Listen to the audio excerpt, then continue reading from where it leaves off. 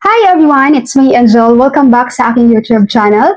Ang ating video for today para po sa ating mga SSS members or soon-to-be SSS pensioners or yung mga retired na po na gusto nang mag-apply ng retirement with SSS.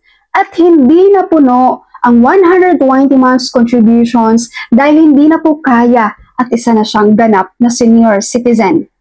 Meron akong nabasang comment guys, itago ko na lang yung pangalan niya para kapag ganito yung same case sa inyo guys, alam niyo na po anong gagawin niyo.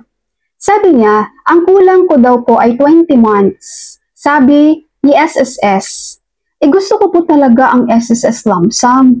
Paano po ba? Wala na akong trabaho. Matanda na ako, 68 years old. Di ko na kayang magtrabaho. Please, pakitext niyo po ako. Salamat po. Okay, SSS members na mga matatanda na, senior citizens na, at hindi na po kayang punuin ang 120 months contributions, guys, karapatan nyo po ang mag-lump sum na lang with SSS. Ang sabi dati ni Declaro, sa mga 60 years old na hindi na-reach ang 120 months contributions, pero gusto pang ipagpatuloy ang contributions, pwede. Pero po, kapag ikaw ay isang senior citizens at hindi mo na kaya pang punuin ang 120 months contributions, hindi ka po pwedeng pilitin ng SSS na tapusin or punuin ang 120 months contributions. Especially na wala ka na pong kakayahan pa, wala kang trabaho. Lalong-lalo na to, isa na siyang 68 years old guys. Kapag ganito po ang ginawa sa inyo ng SSS guys, ipaglaban nyo, magalit kayo. Huwag po kayong tatameme lang, huwag kayong oo ng oo. Kung ano yung gusto nyo guys, sasabihin nyo. Okay? Kailangan maging matapang din kayo minsan. Sabihin nyo, ma'am, wala na nga akong kakayahan pang magtrabaho, anong ipanghulog ko dyan sa kulang ko na 20 months? Ang pipiliin ko ngayon ay SSS lump sum dahil karapatan ko naman ang pumili niyan, di ba? Kalapatan mo ang mag-lump sum dahil ikaw ay isang senior citizens na. Kahit na guys, pagdating mo pa lang ng 60 years old, tapos ganyan sa papa ko, 60 years old siya mismo, nag-file na kami ng lump sum niya kasi malaki pa yung kulang niya eh.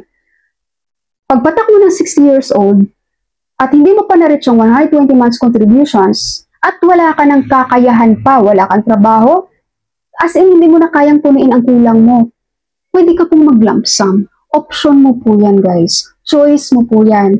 Hindi dapat si SSS ang magdesisyon para sa'yo. Dahil ikaw ang nakakaalam sa sarili mo kung may panghulog pa ba ako? Ano ba ang pinagkakakitaan ko ngayon? Diba? Kaya sa nag-comment na to, balik kayo po sa SSS ma'am, ipaglaban niyo po, mag-lump sum kayo.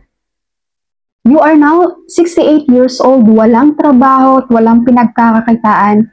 Kahit saan pa po yan makarating, karapatan niyo po yan, ma'am. Okay? Again ha, sa mga malapit na dyan mag-retire. Pag sinabi natin retire guys, 60 years old and up na yon. Kapag umabot na kayo sa ganyang age, at wala na kayong trabaho, ang laki pa ng kulang na contributions nyo with SSS, choice nyo po, option nyo po na mag-lump sum na lang kayo. Lalong-lalo na kapag hindi nyo na kayang punuin pa ang kulang nyo na buwan with SSS.